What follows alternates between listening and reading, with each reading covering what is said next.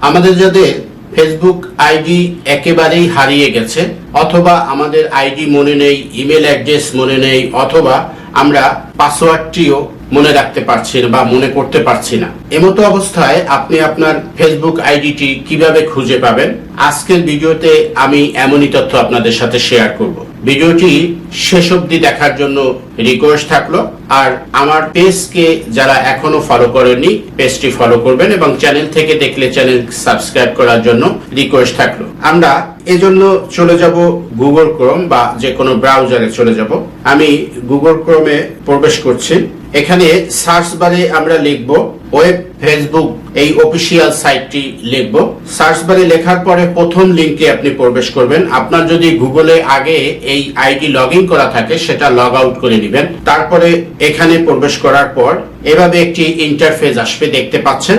এই ইন্টারফেসের নিচের অপশনে দেখতে পাচ্ছেন ফরগেট অ্যাকাউন্ট। এই ফরগেট অ্যাকাউন্টে ক্লিক করবেন। ফরগেট অ্যাকাউন্টে ক্লিক করার পর আপনার এখানে আপনার যে ফেসবুক আইডিটির নাম ছিল, আপনি সেই আইডিটির নাম এখানে লিখে দিবেন। আইডি লেখা হয়ে গেলে এরপরে আপনি সার্চ করবেন। এই সার্চ বাটনে ক্লিক করবেন। এখানে দেখতে পাচ্ছেন যে আপনার এই নাম রিলেটেড অনেক আইডি আপনাকে দেখিয়ে দিচ্ছে। আপনার এখন যেটা হবে সেটা হচ্ছে যে যেই আইডিটি আপনার, আপনি সেই আইডিতে ক্লিক করবেন।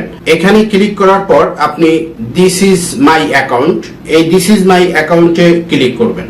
আপনি এখানে ট্রাই অ্যানাদার ওয়ে এই অপশনে ক্লিক করবেন। অপশনে ক্লিক করলে আপনি দেখতে পাচ্ছেন এখানে মোবাইল নাম্বার এবং ইমেল অ্যাড্রেস। আপনার এই ফোনে যদি আপনার ওই মোবাইল নাম্বারটি এবং ইমেল অ্যাড্রেস থাকে, তাহলে আপনি যে কোনো দুইটি পদ্ধতির একটি পদ্ধতিতে আপনি ওটিপির মাধ্যমে আপনি এই ফেসবুক আইডিটি লগ ইন করতে পারবেন এবং সাথে সাথে পাসওয়ার্ড চেঞ্জ করে আপনি এই ফেসবুক আইডিটি স্থায়ী করতে পারবেন।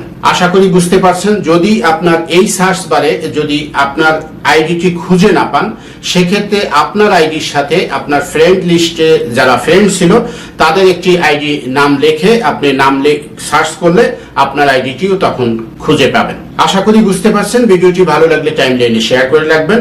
পরবর্তীতে নতুন কোন এপিসোড নিয়ে আপনাদের সাথে উপস্থিত হব। ততক্ষণ ভালো থাকবেন, সুস্থ থাকবেন। আল্লাহ হাফেজ।